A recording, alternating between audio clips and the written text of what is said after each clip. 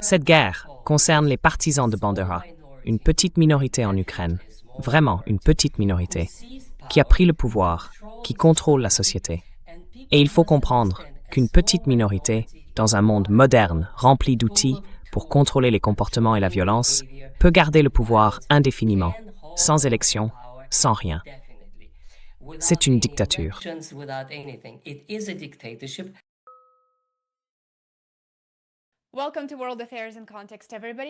Bienvenue à World Affairs in Context. Bonjour à toutes et à tous. Aujourd'hui, je suis ravie d'accueillir à nouveau notre cher ami, le docteur Vladimir Brovkin. Vlad est un ancien professeur à Harvard et l'auteur de nombreux ouvrages sur la politique et l'histoire, dont le plus récent intitulé « De Vladimir Lénine à Vladimir Poutine » est une lecture vraiment passionnante. Je mettrai le lien dans la description ci-dessous. Vlad tient aussi une excellente chaîne YouTube, History and Politics with Dr. Brovkin. Allez vraiment y jeter un œil. Je dois dire que je regarde ses vidéos très régulièrement et je les recommande vivement. Dans notre conversation d'aujourd'hui, Vlad et moi allons nous concentrer sur la trajectoire stratégique de la Russie, l'avenir du conflit en Ukraine, l'émergence d'un monde multipolaire et les implications plus larges pour la sécurité mondiale.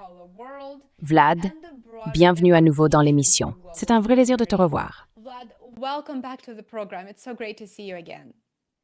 Merci, Lena. C'est un honneur d'être dans votre émission. Merci beaucoup. Merci beaucoup pour vos mots aimables. C'est un honneur de vous recevoir. On a vu récemment une nette escalade dans la guerre en Ukraine et comme les médias occidentaux continuent de répéter le même récit sur Zelensky qui se bat pour la démocratie, j'aimerais qu'on aille vraiment au fond des choses, qu'on comprenne ce que ces événements récents signifient réellement et quelles pourraient en être les conséquences. Et pour commencer, il n'y a sans doute pas de meilleure façon que d'analyser le discours du président russe Vladimir Poutine au Forum économique de Saint-Pétersbourg. C'était un événement très très important. Dans son discours, Poutine a insisté sur la souveraineté, la compétition stratégique et la rivalité entre grandes puissances. Il a aussi donné des précisions essentielles sur la manière dont la Russie aborde la guerre en Ukraine, une approche qui continue d'évoluer. Et il a partagé quelques réflexions sur le rôle politique et économique de la Russie à l'échelle internationale. Alors qu'avez-vous retenu du discours de Poutine? Qu'est-ce qu'il a réellement révélé selon vous et que le monde entier devrait remarquer?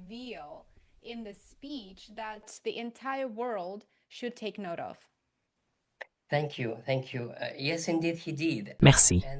Merci beaucoup. Oui, en effet, il l'a fait. Et j'ai moi-même été très surpris parce qu'il y avait dans son discours sur l'Ukraine deux messages qui semblaient se contredire. D'abord, je dois dire que l'Ukraine n'était pas le sujet le plus important qu'il a abordé. En réalité, dans sa vision globale du monde, l'Ukraine n'arrive même pas en deuxième position. C'est plutôt considéré comme très important, mais pas essentiel. Et ça, c'est déjà intéressant, parce qu'on a l'impression que toute notre attention est tournée vers la guerre en Ukraine. Mais le message contradictoire, c'est que d'un côté, il est clairement, et j'en suis convaincu, c'est ma compréhension, il est clairement décidé à ne frapper aucun pays européen. Non, il ne le fera pas, quelles que soient les provocations. Même si, par exemple, on prouvait que l'Estonie a fourni son espace aérien, il ne prendra pas cette direction.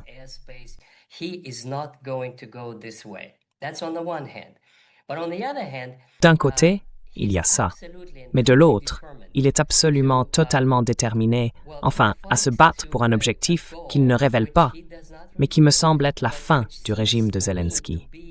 Parce qu'à mon avis, il a été très clair là-dessus. Les attaques contre les cibles civiles, ça c'est bien plus important. Je ne pense pas qu'il soit vraiment préoccupé par les frappes sur les infrastructures pétrolières. D'abord, ce sont des cibles légitimes. Et ensuite, comme je l'ai dit dans ma précédente vidéo, ce sont des piqûres de moustiques.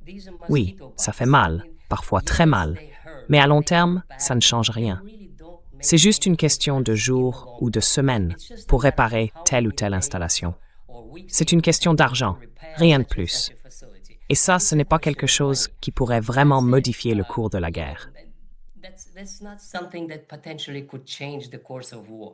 But when an operator, Mais quand un opérateur, un pilote de drone, dirige un drone sur un bus de passagers, c'est un crime de guerre, selon n'importe quel critère. L'Occident doit reconnaître que c'est un crime de guerre. C'est la même chose que frapper un dortoir d'enfants. La même chose que frapper un immeuble d'habitation à Moscou. Une chose, c'est quand il y a des dommages collatéraux. Et comme les médias occidentaux le montrent toujours, ils disent « tel ou tel centre commercial brûle » ou même « des immeubles à Kiev ont été touchés ». Et ils ajoutent « les Russes ont frappé ». Les Russes ont frappé. Non, ce n'est pas vrai. Les Russes ne frappent pas les immeubles d'habitation. Quand ils sont touchés, c'est à cause des débris qui retombent, des missiles qui essaient d'intercepter des drones russes ou d'autres projectiles russes. Mais ce n'est pas intentionnel. Ce sont des dommages collatéraux. Ça arrive parce que la guerre se déroule dans le ciel. Mais ces cibles ne sont pas visées directement.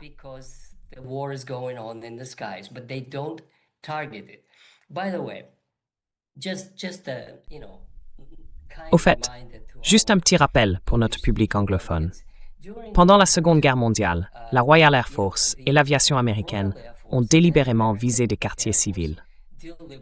L'un des plus grands crimes de cette époque, c'est le bombardement de Dresde en février 1945, quand 250 000 civils ont été tués en une seule journée par les bombardements de la Royal Air Force.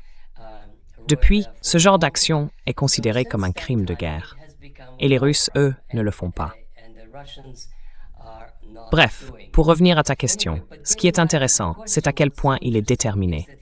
Il ne dit presque rien à propos de Zelensky, et il conclut simplement avec ces mots « Работайте, товарищи », ce qui veut dire « travailler, camarades ». Beaucoup de gens me demandent ce qu'il voulait dire par là. Pourquoi cette phrase? Tu connais la réponse, Lena.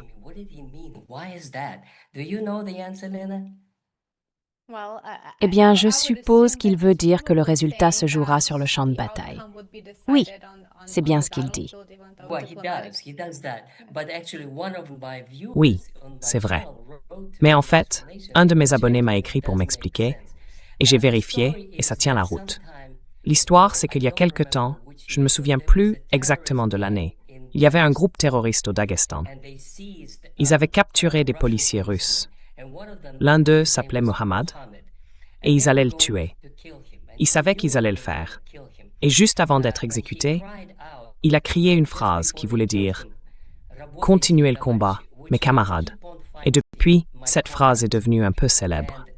Et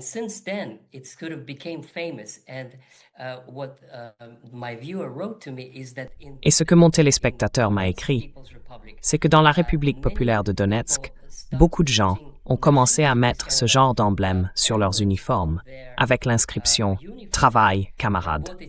C'est devenu une sorte de symbole de résistance au terrorisme. C'est ce que c'est devenu. Et je pense que c'est ce que Poutine voulait dire, ce sont des terroristes, et nous allons résister jusqu'à leur défaite. Donc, à mon avis, c'est une mauvaise nouvelle pour Zelensky. Je pense que Zelensky a signé sa propre fin, au moins politique, sinon physique, avec cette attaque arrogante contre des cibles civiles. Voilà ce que c'est.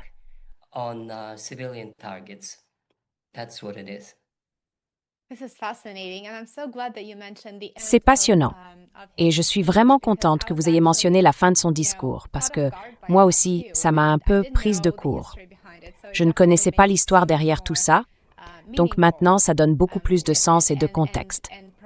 Alors, pendant son discours, il a aussi fait une brève allusion à la lettre de Zelensky.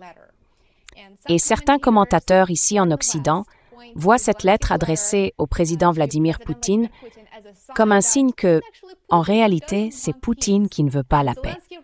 Et puisque Zelensky a écrit la lettre, ils en concluent qu'il cherche la paix. C'est leur version. Mais le ton de la lettre de Zelensky ne donnait pas vraiment l'impression d'une volonté de négocier de bonne foi. Il n'y avait pas de respect, pas de réelle intention de trouver un terrain d'entente, ni de combler les différences. Cette lettre ne montrait pas ça. Et d'un point de vue diplomatique, son ton était sans doute inacceptable. Vlad, est-ce que la lettre de Zelensky était vraiment un signal de paix ou bien juste une mise en scène pour semer la confusion et détourner l'attention?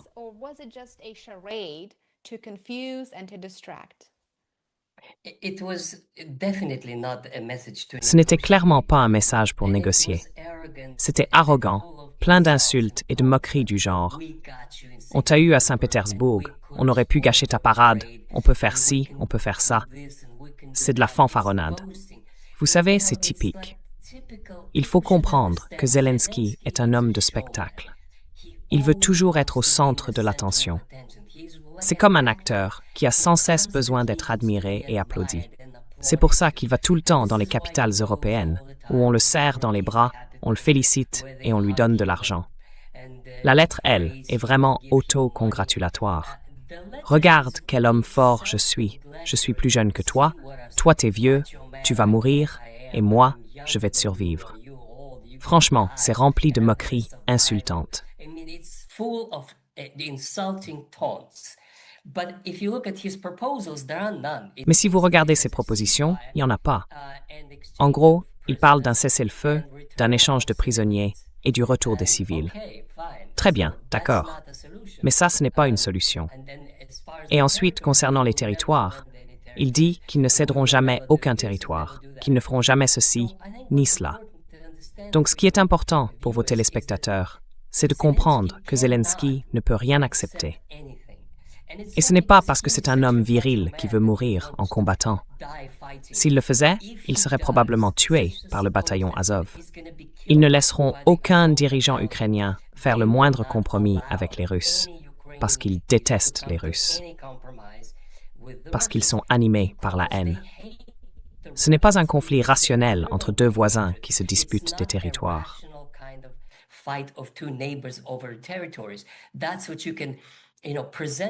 C'est ce que vous pouvez présenter, mais ce n'est pas la réalité. Cette guerre n'a rien à voir avec le territoire. Cette guerre concerne les partisans de Bandera, une petite minorité en Ukraine, vraiment une petite minorité, qui a pris le pouvoir, qui contrôle la société. Et il faut bien comprendre qu'une petite minorité, dans un monde moderne, rempli d'outils pour contrôler le comportement et la violence, peut garder le pouvoir indéfiniment, sans élection, sans rien. C'est une dictature, mais une dictature à l'intérieur d'une autre dictature. Zelensky a été élu sur un programme de paix en 2019. Il est l'otage des partisans de Bandera, hostiles à la Russie, et il ne peut pas s'en détacher. Depuis, son idéologie n'a plus vraiment d'importance. Ce qu'il fait en réalité, c'est surtout accumuler de l'argent, mettre de côté pour les jours difficiles.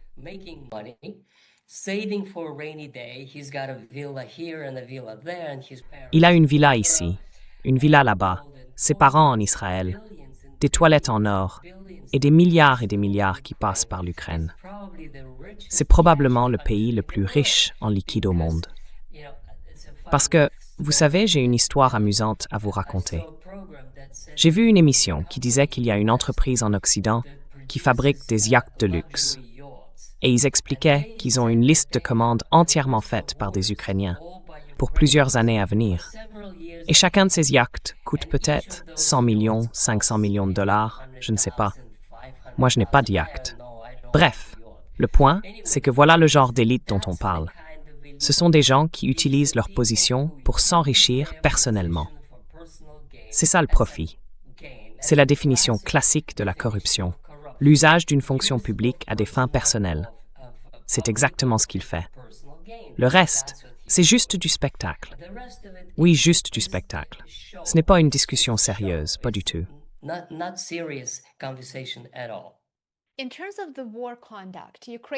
En ce qui concerne la conduite de la guerre, l'Ukraine a mené 2 séries de frappes sur Saint-Pétersbourg, en utilisant apparemment l'espace aérien des États baltes. Techniquement, cela ferait de ces États des co-belligérants, ce qui, en théorie, pourrait justifier une réponse directe de la Russie. Au début de notre conversation, vous avez dit que vous ne pensiez pas que la Russie frapperait un pays de l'OTAN, simplement parce qu'elle ne veut pas d'escalade, et pour d'autres raisons aussi. Or, l'Ukraine reçoit surtout des drones, pas de l'artillerie lourde. L'Europe semble donc miser sur une pression militaire accrue contre la Russie à travers des frappes de drones en profondeur sur son territoire mais aussi en visant ses installations pétrolières pour lui infliger des dommages économiques. Pensez-vous qu'une intensification de la guerre par drone, comme ce qu'on a vu à Saint-Pétersbourg, puisse réellement modifier le calcul stratégique du Kremlin et si oui, de quelle manière?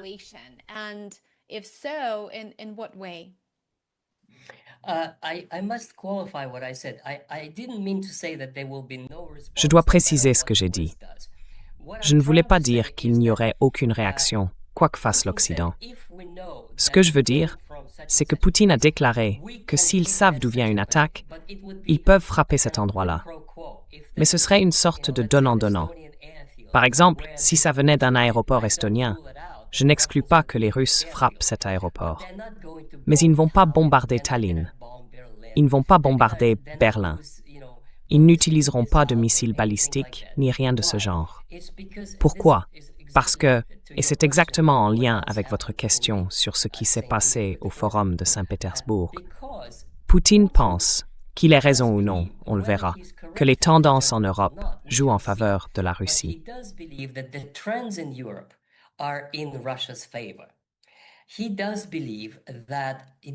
Il pense vraiment qu'il ne veut pas provoquer ni braquer les peuples d'Europe. Parce que si, par exemple, on frappait une usine à Berlin, on peut imaginer la discussion dans le cercle rapproché de Poutine. D'accord, on va frapper cette usine. On va détruire le site qui produit tel ou tel matériel. Ça va peut-être nous aider un peu. Mais quel serait le coût en termes d'image? Énorme. Parce qu'ils vont crier à l'agression russe. Ils vont s'indigner. Et ensuite, ils vont mobiliser l'opinion publique en disant que les Russes arrivent, que la prochaine étape, ce sera d'envahir tel ou tel pays. Donc il ne veut pas tomber dans ce piège. Et il ne cesse de répéter, la Russie n'a aucun plan pour envahir l'Europe.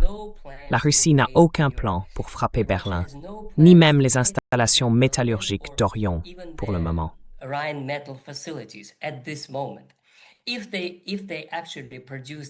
S'ils finissent vraiment par produire le missile Taurus et qu'ils le livrent à l'Ukraine et que l'Ukraine frappe Moscou, alors oui, dans ce cas-là, dans ce scénario précis, ils le feront.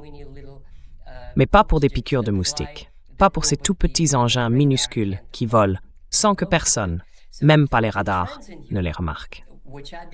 Ce que je pense que Poutine voit, c'est une tendance qui s'accélère en Europe. La montée de ce qu'on appelle là-bas les partis nationalistes. Dans son langage à lui, ce serait plutôt des partis patriotiques normaux. Ces partis ne veulent plus faire partie de ce qu'ils considèrent comme la dictature européenne de Madame von der Leyen et de la bureaucratie de Bruxelles. Ils veulent défendre leurs propres intérêts nationaux dans un monde devenu multipolaire. Et ces intérêts nationaux, en réalité, ne vont pas dans le sens de la bureaucratie européenne. C'est un sujet à part, très complexe, et je peux en dire un mot pour expliquer un peu.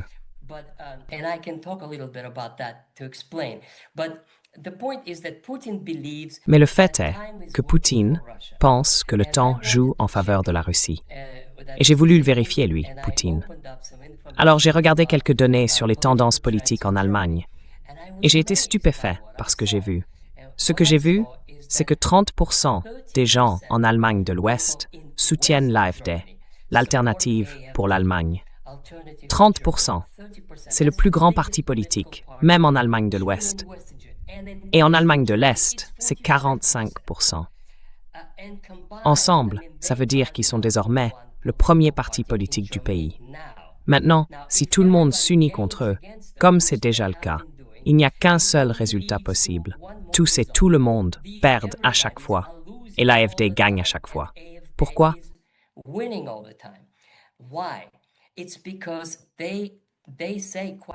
C'est parce qu'ils disent très clairement, j'ai même fait une émission sur eux une fois, mais on les accuse d'être racistes, de flirter avec les nazis et tout ce genre de bêtises. Ils ne sont pas racistes, ils ne sont pas néo-nazis, ils ne sont pas pro-russes. Ils veulent simplement avoir des relations commerciales normales avec la Russie. Ils veulent remettre en service Nord Stream 1 et 2. Ils veulent limiter l'immigration. Il n'y a rien de nazi là-dedans. Un pays a le droit de contrôler qui entre et qui n'entre pas sur son territoire. Et ils ont laissé entrer des millions d'étrangers au cours des 10 dernières années. C'est donc naturel que, et ils veulent relancer l'industrie allemande. Et selon eux, ça ne peut se faire qu'avec de l'énergie bon marché. Et cette énergie bon marché, on ne peut l'obtenir qu'en achetant du pétrole russe. Voilà, c'est tout. C'est très simple.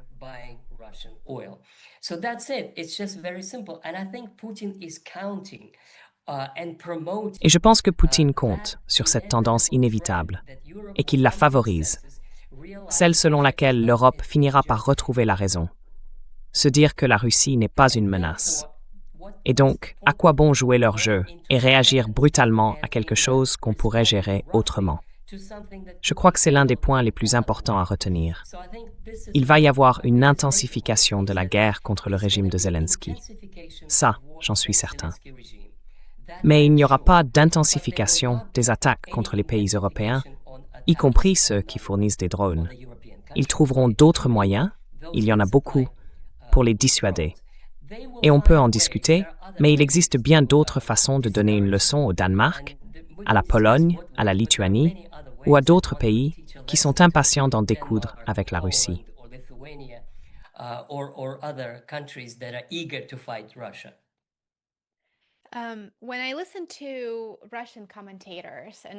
Quand j'écoute les commentateurs russes, surtout ceux qu'on considère comme faisant partie du courant politique dominant, je remarque une nouvelle tendance. Cette tendance, c'est « Pourquoi sommes-nous aussi retenus? Qui nous retient? Qu'est-ce qui nous empêche d'aller plus loin ?» Et pendant qu'on parle énormément de la position internationale de la Russie, de sa politique étrangère, de son attitude face à ses adversaires en Europe et aux États-Unis, qu'on pourrait d'ailleurs considérer comme co-belligérants, on parle très peu des changements internes et des pressions intérieures auxquelles le président russe et son entourage doivent faire face.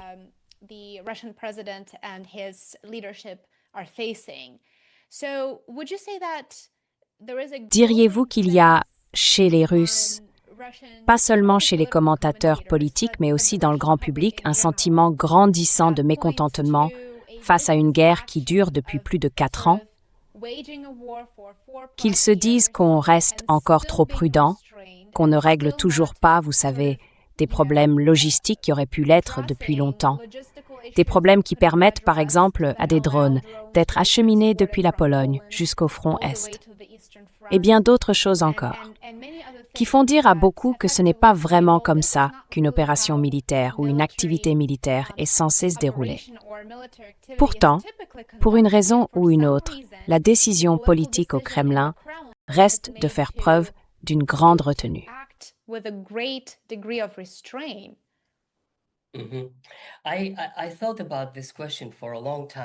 J'ai longuement réfléchi à cette question. Elle me dérange vraiment. Mais maintenant, j'ai la réponse.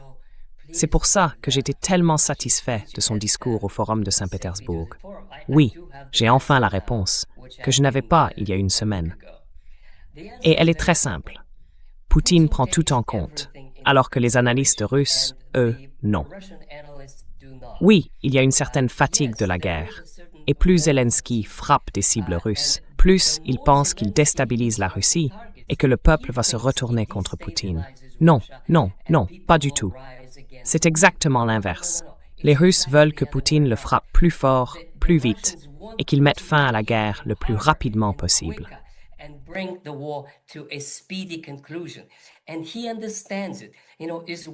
Et il le comprend. Vous savez, c'est une chose à propos de Poutine. Il est au pouvoir depuis assez longtemps pour vraiment comprendre ce que ressent le public. Il a une sorte d'instinct, une force naturelle. C'est pour ça que, en passant, Nicolas II avait écrit un jour qu'il comprenait vraiment le peuple russe. Mais en réalité, non. Et je pense que c'est Poutine, lui, qui le comprend vraiment. Il a ce ressenti. Il sait ce que veut la population. Et pas seulement la population dans son ensemble, mais aussi ses différentes composantes. Il sait ce que veulent les jeunes, ce que veulent les retraités, les maires, les communistes, les entrepreneurs.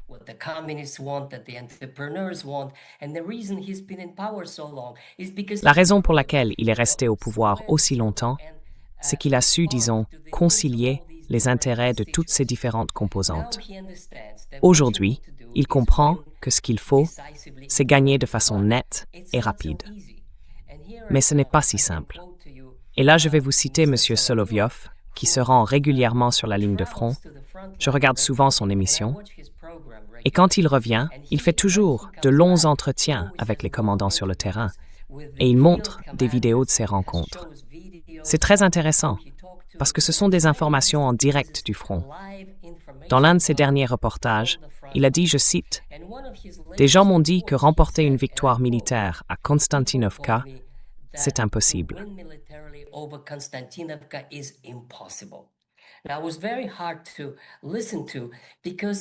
C'était très difficile à entendre, parce qu'on appelle ça la saturation par drone.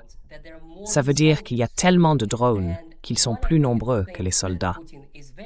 Et l'une des choses dont Poutine est très conscient, c'est qu'il veut préserver la vie de chaque soldat. C'est pour ça que c'est lent. Donc la seule façon d'avancer, et les Russes avancent chaque jour, lentement, mais ils avancent, c'est d'abord de créer un écran de fumée pour que les satellites ne voient rien, puis de s'assurer qu'il n'y a plus d'opérateurs de drones. Alors on les frappe, on les détruit, et ensuite on avance par petits groupes en encerclant un bunker. Et puis voilà, on les prend un par un.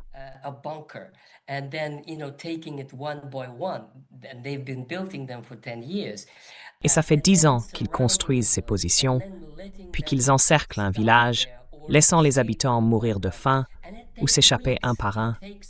Et ça prend des semaines avant qu'ils y arrivent. Mais quand ils le font, c'est avec très peu de pertes, du moins pour les Russes et pour les civils qui se cachent encore dans ces villages et ces petites villes. C'est pour ça que c'est si lent. Mais si on regarde le tableau d'ensemble, la situation à grande échelle, la Russie n'a pas bombardé, par exemple, les ponts qui traversent le Dniepr. Tout le monde demande à Poutine pourquoi. Ils ne l'ont toujours pas fait. Et je ne comprends pas pourquoi ils n'ont pas détruit les tunnels vers la Pologne et la Hongrie. Je ne comprends vraiment pas pourquoi.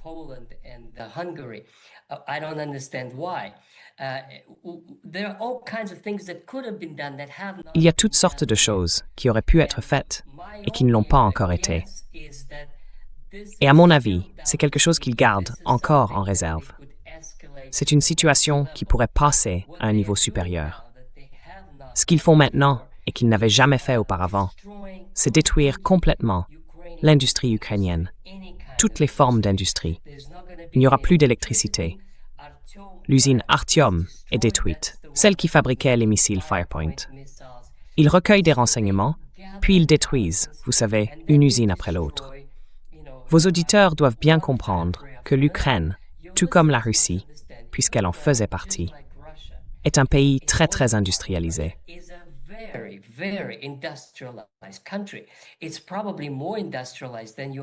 C'est sans doute plus industrialisé que vous, peut-être même plus que la France, au moins autant que l'Allemagne. Il y a des centaines d'usines comme ça, qui produisaient autrefois, vous savez, de tout, de l'acier, des chars. L'usine de chars de Kharkiv, c'était une grande réussite soviétique, qui se retrouve aujourd'hui en Ukraine, construite par les Russes, ou plutôt par le peuple soviétique. Autrement dit, il faut beaucoup de temps pour détruire tout ça. Et même quand c'est détruit, les Occidentaux en apportent encore et encore. C'est pour ça que c'est si lent. Ça prend du temps, mais ça avance. L'Ukraine n'a pratiquement plus de munitions à elle, en fait. Elle n'en a plus du tout. Tout est importé. Les drones aussi viennent de l'extérieur.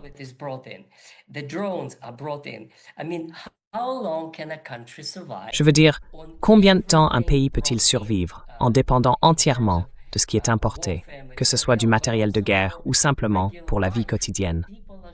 Les gens survivent avec très peu, parce qu'il y a très peu de choses disponibles à acheter. Donc je pense que oui, ce sont des explications valables. Mais on peut se demander, enfin, si je pouvais poser la question à Poutine, je lui dirais, Vladimir Vladimirovitch, pourquoi ne faites-vous pas sauter les tunnels? Pourquoi ne détruisez-vous pas les voies ferrées qui mènent vers la Pologne, la Hongrie et la Roumanie? Pourquoi n'avez-vous pas complètement bloqué leur soutien pour qu'il n'y ait plus rien qui entre ni qui sorte? Ça n'a pas été fait. Et c'est encore possible de le faire, avant même de parler de frappes sur des cibles en Europe de l'Ouest.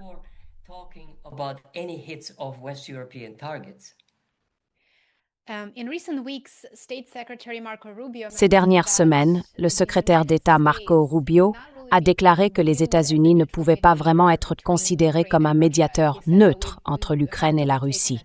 Il a dit qu'en réalité, nous avons pris parti, nous soutenons l'Ukraine. Alors, en ce qui concerne la rivalité entre grandes puissances, et plus précisément les relations entre les États-Unis et la Russie, que laisse entendre le discours de Poutine sur les attentes de la Russie pour l'avenir de ces relations, maintenant que les accords conclus à Anchorage sont en pratique tombés dans l'oubli. Et qu'est-ce que cela impliquerait si le leadership politique changeait à Washington? Les élections de mi-mandat approchent en novembre et bien sûr, on peut supposer qu'il s'agit aussi du dernier mandat de Trump.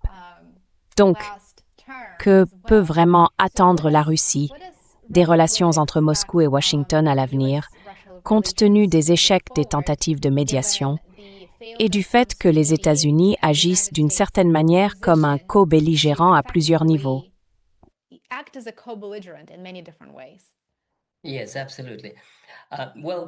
Oui, absolument. C'est d'ailleurs intéressant, parce que j'ai entendu un ton un peu différent dans le discours de Poutine. Jusqu'ici, il disait toutes sortes de choses sur Trump et sur l'Amérique, souvent très dures, très négatives. Mais le message qu'il a fait passer aujourd'hui, dans son discours à Saint-Pétersbourg, c'est qu'il veut encore traiter avec Trump. Pour moi, c'est clair. Pourquoi? Je peux essayer d'expliquer. Il n'est pas naïf. Il ne fait pas confiance à Trump. Il sait très bien qui est Trump. Il connaît la situation de Maduro, la guerre en Iran, les menaces contre Cuba. Il n'est pas aveugle, il voit tout ça. Mais en tant qu'homme politique, il pense qu'il a plus à gagner en cherchant, disons, une amélioration des relations avec les États-Unis, plutôt que l'inverse.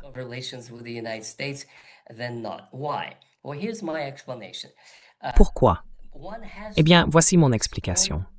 Il faut exploiter au maximum la fracture entre les Européens et les Américains. Et les Américains sont plus proches de la Russie. Sur le plan culturel, le programme MAGA de Trump est beaucoup plus en phase avec les valeurs morales de Poutine et avec la manière dont les sociétés sont organisées. Ça, c'est une chose. Les Européens, eux, sont aujourd'hui extrêmement hostiles. Et plutôt que de mettre tous les Occidentaux dans le même panier, comme le suggèrent certains commentateurs russes, il faudrait faire la différence entre les bons et les mauvais. Les mauvais, ce sont les dirigeants européens actuels, dont on peut espérer qu'ils changeront d'ici 1 an ou 2. Maintenant, que pourrait gagner la Russie d'une coopération avec l'Amérique?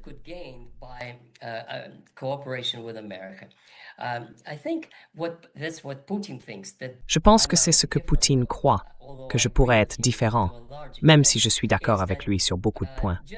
Comme avec l'Arabie saoudite, Poutine espère créer une sorte de condominium sur les ventes mondiales de pétrole et de gaz, une sorte de bouleversement, y compris pour les États-Unis. Il n'arrêtait pas d'en parler, que le monde des affaires a besoin de stabilité, de prévisibilité. On lui a demandé, la femme indienne lui a dit, ce serait bien si les prix restaient élevés et que la Russie en profite davantage. Non? Il a répondu non, parce que ça, c'est un gain immédiat. Mais ce que nous cherchons, c'est un gain à long terme. Et un gain à long terme, ça veut dire que si les prix sont trop élevés, l'industrie se contracte et elle consomme moins de pétrole.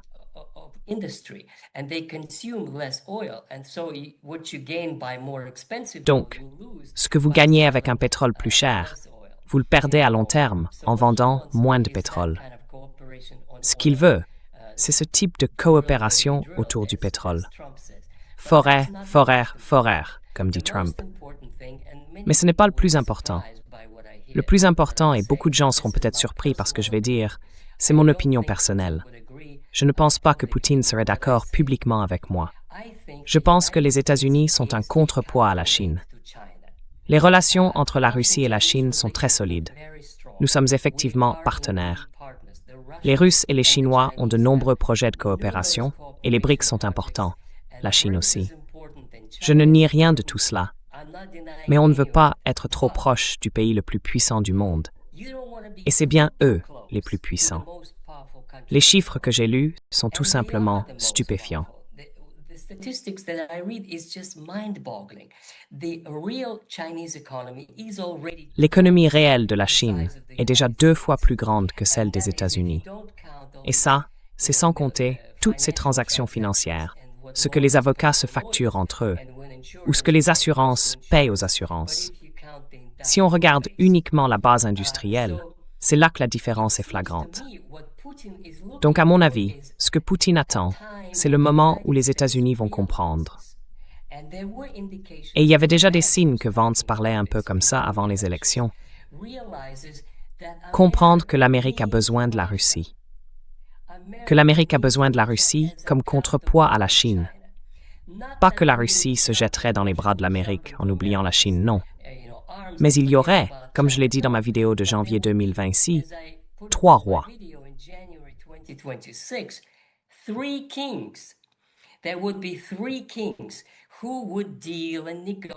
Il y aurait 3 dirigeants qui discuteraient, négocieraient et surtout vivraient en paix.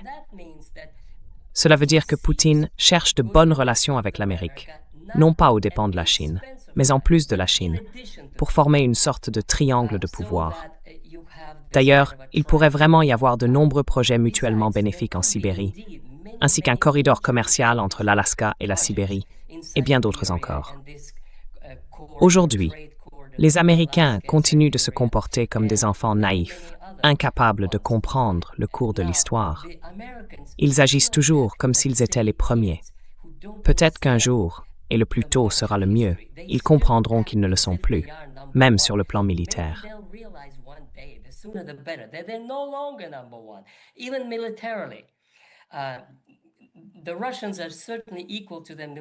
Les Russes sont certainement à leur niveau sur le plan militaire, mais les Chinois le sont sans doute aussi.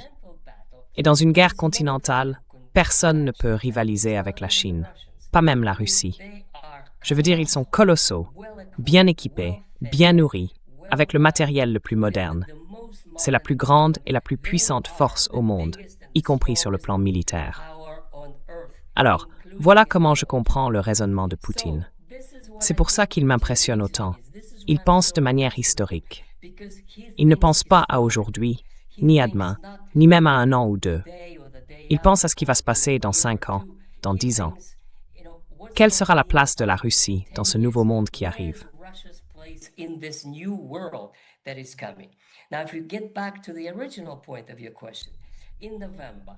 Alors, si on revient au point de départ de votre question, en novembre, voilà ce que je pense être le calcul de Poutine. Si Trump gagne, il serait dans une bien meilleure position pour aller vers l'accord d'Anchorage. Peu importe ce que disent ses opposants, il serait le roi, capable de faire ce qu'il veut pendant les 2 dernières années, surtout s'il parvient à convaincre le public que c'est dans l'intérêt du monde et de l'Amérique. S'il perd, il pourrait quand même faire ce qu'il veut, du moins dans les domaines où il n'a pas besoin d'un vote du Congrès, s'il perd le Congrès. Et ça, c'est la politique étrangère. Il n'a besoin d'aucune approbation du Congrès pour ses initiatives en matière de politique étrangère.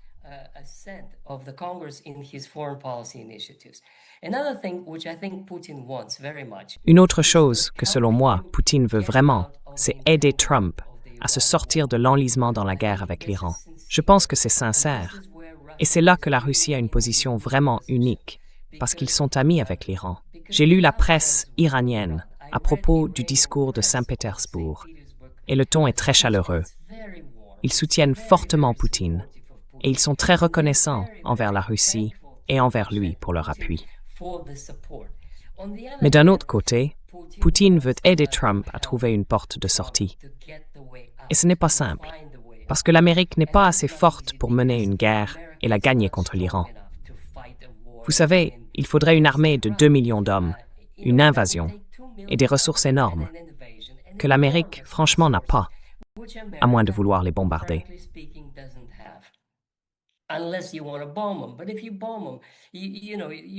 Mais si vous les bombardez, vous savez, le monde entier va vous détester, et vous perdez tellement de crédibilité que ça n'en vaut tout simplement pas la peine. Donc Trump est dans une situation vraiment très difficile, à cause de son lobby israélien, à cause des républicains qui peuvent le trahir et passer chez les démocrates, à cause de toutes sortes de choses. les problèmes de l'armée américaine, avec le manque de matériel, d'armes, de ressources. Mais Poutine veut aider, même s'il ne peut pas faire grand-chose.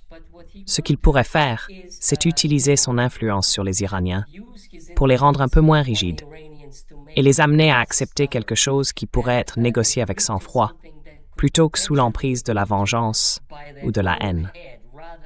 C'est dans ce sens-là que je pense que le rôle de Poutine pourrait être vraiment très important.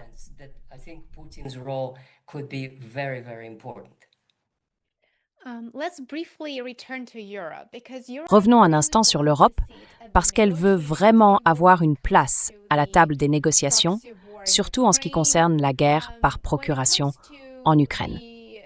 Dans ses relations avec Washington, on a l'impression que l'Europe est devenue en grande partie un vassal. Elle essaie pourtant de tracer sa propre voie, de différentes manières, notamment dans le contexte de la guerre en Iran, puisqu'elle avait refusé d'apporter son soutien à l'administration Trump. Mais malgré tout, l'Europe veut toujours être perçue comme une puissance mondiale. Et quand je dis l'Europe, je parle bien de l'Union européenne. Alors, est-ce que l'Europe devient moins importante dans la réflexion stratégique de la Russie aujourd'hui?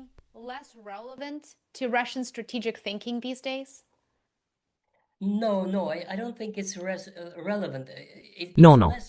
je ne pense pas que ce soit pertinent. Ce n'est plus vraiment pertinent pour l'avenir de la Russie. La Russie n'est plus intéressée par l'Europe comme partenaire, comme elle l'était autrefois. Et Poutine, comme la Russie, savent bien que ça n'arrivera pas. Et si jamais ça devait arriver, il faudrait 10 ou 20 ans pour que les choses redeviennent comme avant, si tant est que ce soit possible. Donc de ce point de vue-là, l'Europe est sortie du jeu. Un autre point important, c'est que l'Europe, en tant que partenaire commercial et puissance industrielle, devient de moins en moins significative, parce que le centre de gravité de la production mondiale se déplace vers l'Est. L'Allemagne des années 80 était une superpuissance, mais l'Allemagne de 2026 ne l'est plus. C'est une zone industrielle encore importante, mais relativement en retard, un peu comme la France.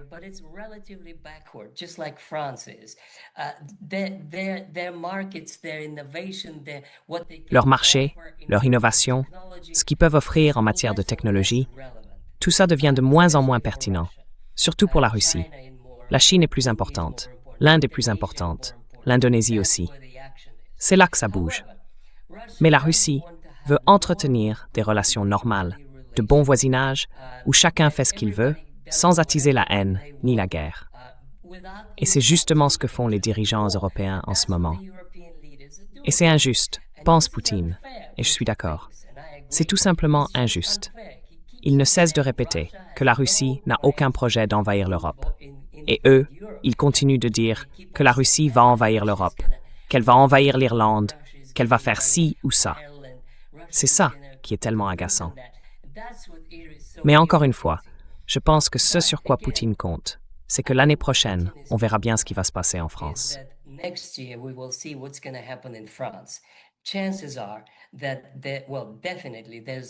Il y a de fortes chances, enfin, c'est sûr, que Macron ne soit plus là. Et ces deux adversaires, celui de gauche comme celui de droite, veulent tous les deux des relations normales avec la Russie. Donc c'est assez important. La France reste un pays clé, au moins pour ce qui se passe en Europe. Alors, si ça arrive, et si l'AfD fait partie d'un futur gouvernement, on pourra dire au revoir à Kallas, au revoir à von der Leyen, et la politique de l'Union européenne changera. Parce qu'elle ne dépend pas des petits pays baltes, avec à peine 1 million d'habitants chacun, mais des grandes puissances.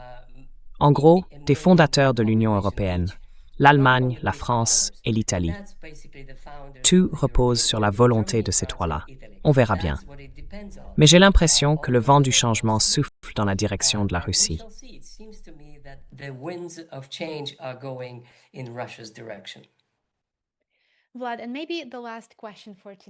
Vlad, peut-être une dernière question pour aujourd'hui.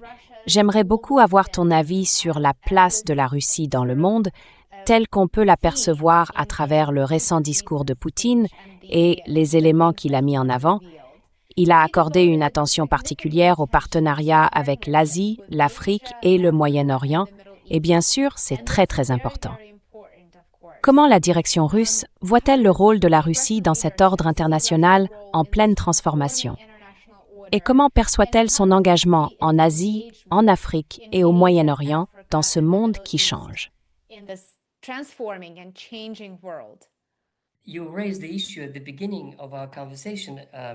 Vous avez soulevé la question au début de notre conversation, ce qui est le plus important. Et je pense que c'est bien ça, le plus important. En écoutant la façon dont il s'adressait au monde, j'ai compris que c'est ce qui compte le plus pour Poutine.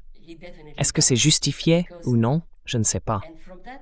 Mais c'est clairement le cas. Et de ce point de vue, il ne veut pas que la Russie soit perçue comme un agresseur, ni comme un pays qui fait du mal aux civils. Il veut qu'on la voie comme un pays qui mène une guerre contre un ennemi dangereux.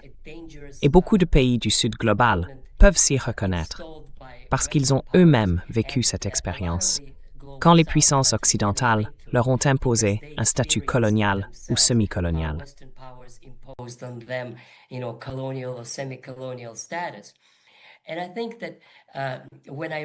Et je pense que quand j'ai lu les réactions, en fait, j'ai pris le temps d'aller voir comment les grands médias en Indonésie, en Tanzanie, en Afrique du Sud, au Brésil et dans tous les pays des BRICS, y compris l'Arabie saoudite, ont réagi.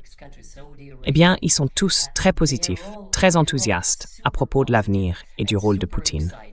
Poutine bénéficie, et ça je crois que le public occidental doit le comprendre, d'un respect immense. Certains le vénèrent carrément comme un grand dirigeant, ce qu'il est, mais c'est incroyable de voir à quel point il suscite un soutien et un enthousiasme large dans les médias du monde entier. Et vous pouvez le vérifier. Je m'adresse à votre public. Allez simplement sur Google et posez la question, par exemple, comment le discours de Poutine a-t-il été accueilli dans tel ou tel pays? Et vous verrez ce que j'ai vu.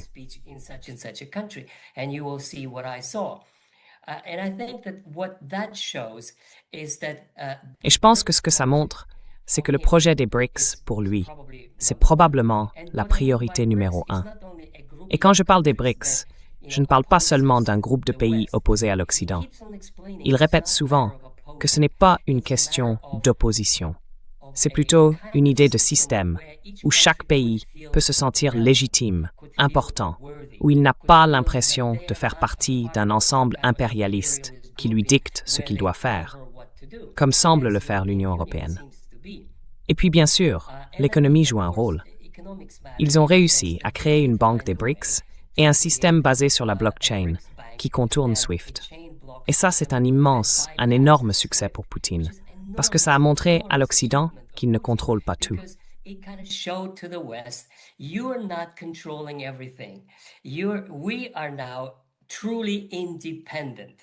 Nous sommes maintenant vraiment indépendants de vous. Nous pouvons commercer par nous-mêmes. Nous ne dépendons plus du dollar. Nous avons d'autres monnaies, nous avons de l'or, nous avons nos propres routes commerciales. Et avec nous, il y a la majorité de l'humanité. Et c'est, je pense, là que se trouve son cœur. Je pense que Poutine est un dirigeant ou l'un des dirigeants du monde non occidental. C'est quelque chose qui le motive, qui le passionne plus que tout. Et de ce point de vue, gagner la guerre en Ukraine est très important pour lui, sur le plan intérieur. Mais c'est pas là que se trouve son cœur. Son cœur, c'est le nouvel ordre mondial, dont les BRICS sont la première étape vers la création.